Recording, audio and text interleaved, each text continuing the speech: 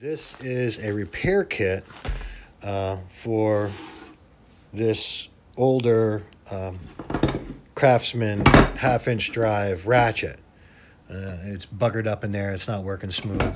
So I ordered this repair kit from a fella in Texas off of the eBay there. And there that is. Now you might be thinking, Scott, why don't you just go to Sears or to Ace or Lowe's or whatever, whoever carries Craftsman these days, I don't even know, and just get a direct replacement. I poked around on the web and I saw all kinds of folks having difficulty with the direct replacement. Instead of doinking around with all that and getting frustrated with those people, I decided to just get a rebuild kit and do it myself.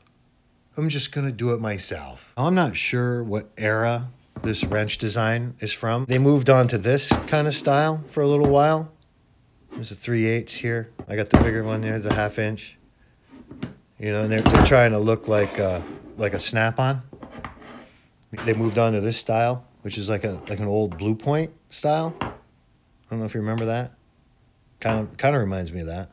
So here's the instructions that came with the thing, and we're dealing with the 44809 Sears and Roebuck. Look at that, official. We're gonna need needle nose. We'll take these little guys. Right. In here, my snap ring pliers. Look at that. Bring these tips over, like a video game.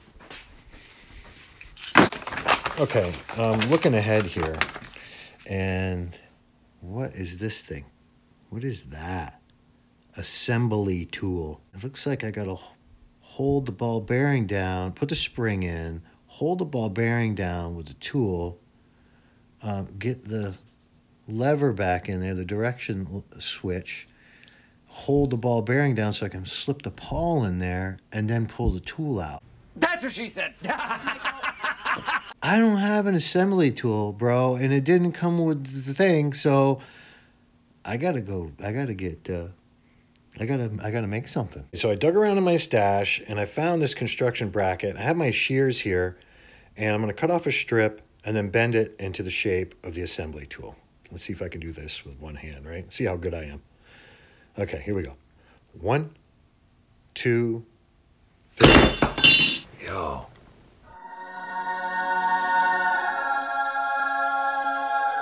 Step 1 says, hold the handle securely, such as in a vise, with a square drive up. Clean the retaining play ring areas with WD-40. I have the wrench and the Fisher-Price vise. I'm going to spray a little PV blaster on there because I don't have any WD. Step 2 says, using a pair of snap ring pliers, remove the retaining ring from the handle. I got my snap ring pliers right here, and I went ahead and changed the tips. And these are the type where all you have to do is manipulate these 2 pins around here, and you can change these to work for internal or external snap rings. So this is kind of like operation. You don't want to touch the side. Okay, we'll set that over there. Step 3. Push on the back of the gear to remove the gear and the retaining plate from the handle. I'm going to push on the button here. I'm going to grab the square drive. Oh, look at that.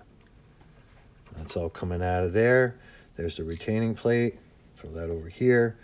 There's the old gear. See how shiny those teeth are on there. All the points are gone off of those teeth. That's probably why it sounds like a bag of marbles when I'm trying to use it. Imagine if I knew who I was and knew what I was doing. So I got my needle nose pliers here, and I'm going to hold the reversing lever with my finger underneath. I'm going to just get a hold of that and pull that straight out. And there's a ball bearing in there, so I want to get that ball bearing out before I lose it. And now we'll take this reversing lever out through the bottom. Just like that. And this is made of plastic. Isn't that something? Yeah, oh, look, there's a little spring in there, so we got to get the spring out. Yeah, step 4, get the spring out. Yeah, there you go. Now we just want to spray some cleaner in there and wipe that all out.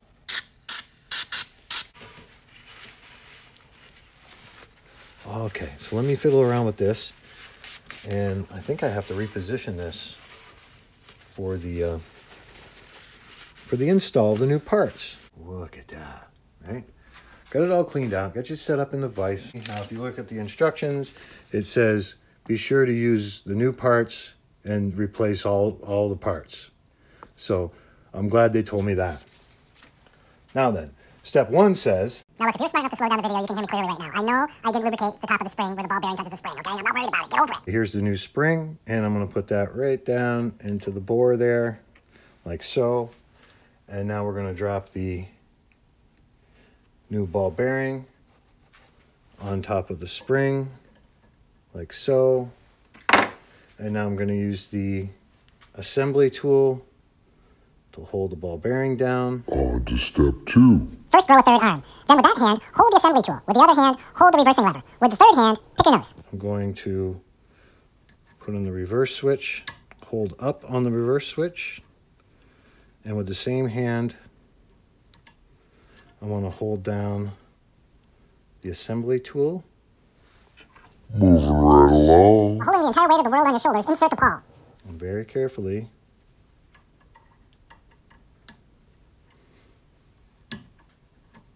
align the shaft of the reversing switch up with the pawl, slide the pawl in there, and pull out the assembly tool like so.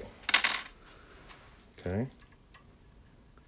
And now I'm just going to check, to make sure that everything is working. The ball bearing's not going to come out. So that's cool. Now we're moving on to step 5. We're going to lube up these teeth a little bit, and I'm going to use some chain wax that I use on my bike. And that should be fine. And now we're going to slide this in there. So I need to manipulate the pawl a little bit to get that to lock in place, like so. And now we move on to step 6. This voiceover idea is starting to get a little played out, isn't it? The double time speed thing. Whatever. We're almost done. We're just going to put the retaining plate on. Brand new retaining plate. And that's just going to go over like that. Step 7. Will you just put the stupid snap ring in for crying out loud? So I'm going to get this loaded onto my snap ring pliers. Give it a squeeze. Just a little squeeze. Oh. Give it a little... Oh. That's why they call them snap rings. Give it a little squeeze. Try not to hit the camera.